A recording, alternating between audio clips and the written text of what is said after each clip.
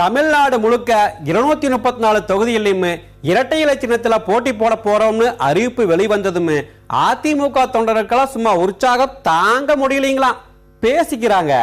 நண்பா, ஐவரணியில யாருக்கும் சீட்டு கிடைக்காதுன்னு சில பேர் கிளப்பி விட வேட்பாளர் பட்டியல்ல அத்தனை பேருக்கும் முதல் இடம் கிடைச்சிருக்குதான்.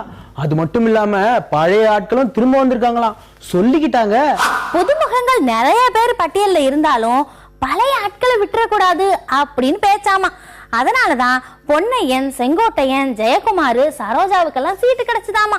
பேச்சா கிடக்குது. அது மட்டும் இல்லாம இந்த அமைச்சர் பதவியில் இருந்தோம், மாவட்ட செயலாளர் பதவியில் இருந்தோம் நீக்கப்பட்டவங்களுக்கும் சீட்டு கிடைச்சிருக்குதான். செந்தில் பாலாஜி, தோப்பு வெங்கடாசலன்னு அது தனி லிஸ்டா சொல்லிக்கிட்டாங்க. ஐயா, தேமுதிகவுல இருந்து அதிமுகவுக்கு தவணை எம்எல்ஏக்கள்ல மாஃபா பாண்டியராஜன் தவிர வேற யாருக்கும் சீட்டு கிடைக்கலையா.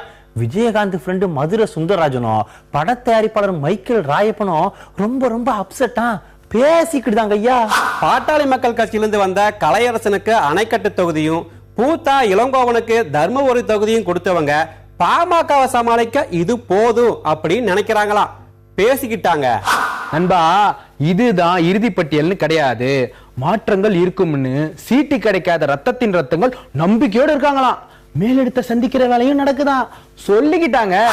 அதே போலதான் 8 சீட்டுனாலும் ஓகே தான் அப்படின்னு சொல்லி போட்டு தமிழ் மாநில காங்கிரஸ் கூட்டணிக்காக காத்திருக்கிறாங்களாமா. எல்லாம் 7ஆம் தேதி தான் முடிவாகுமாமா.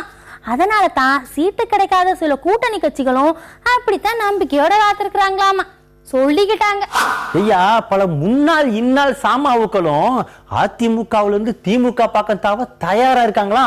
போன திமுக ஆட்சியில எதிர்கட்சி வரிசையில இருந்த தென் மாவட்ட எம்எல்ஏ 2 பேரு இப்பவே ரெடியா பேசிக்கிட்டுதாங்க ஐயா.